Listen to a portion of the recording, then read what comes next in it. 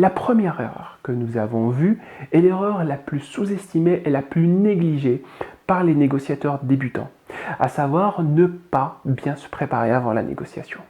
Nous avons aussi analysé les risques d'un tel comportement, comme le manque d'informations nécessaires, l'avancement à l'aveugle dans la négociation, ainsi que les conséquences potentielles comme la prise de décision inadaptée, ou l'engagement contre-productif, ou pire encore, l'échec de la négociation.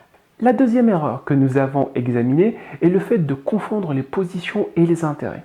Une erreur qui, comme nous l'avons vu, pousse celui qui la commet à s'accrocher d'une manière irrationnelle à sa position et même bloquer le déroulement de la négociation. Et nous avons vu, à contrario, qu'un négociateur plus averti centrait davantage son attention sur la découverte des intérêts communs ou divergents et sur la proposition de solutions adéquates. La troisième erreur que nous avons analysée est le fait de céder au chantage affectif et aux intimidations des négociateurs manipulateurs ou ayant peu ou pas d'arguments logiques ou factuels à présenter.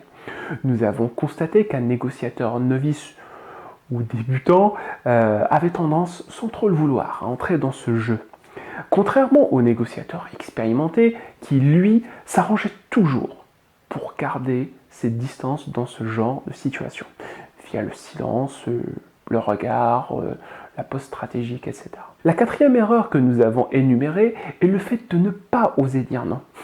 Nous avons vu en effet comment un négociateur en manque d'affirmation avait tendance à dire oui à tout, accepter parfois des conditions peu avantageuses et finissait par rater de très belles occasions, contrairement au négociateur averti qui, lui, se débrouillait pour oublier sa timidité et défendre ses intérêts en disant non quand c'est nécessaire et en faisant même des propositions osées à son interlocuteur. La cinquième erreur que nous avons inventoriée est le fait de se montrer désobligeant, irrespectueux ou froid, parfois même sans se rendre compte.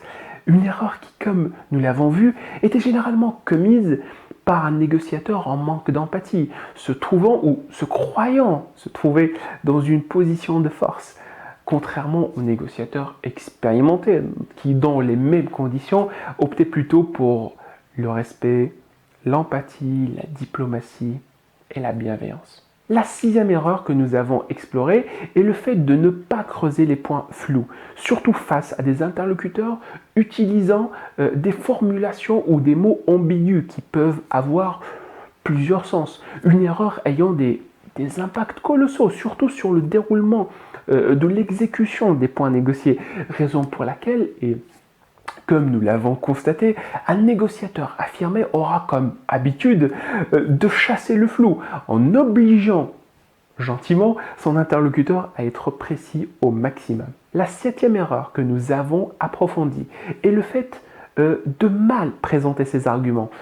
Une erreur qui, comme nous l'avons examiné, pouvait être commise par un négociateur junior, soit par un manque de préparation, soit sous l'influence d'une surcharge émotionnelle, etc.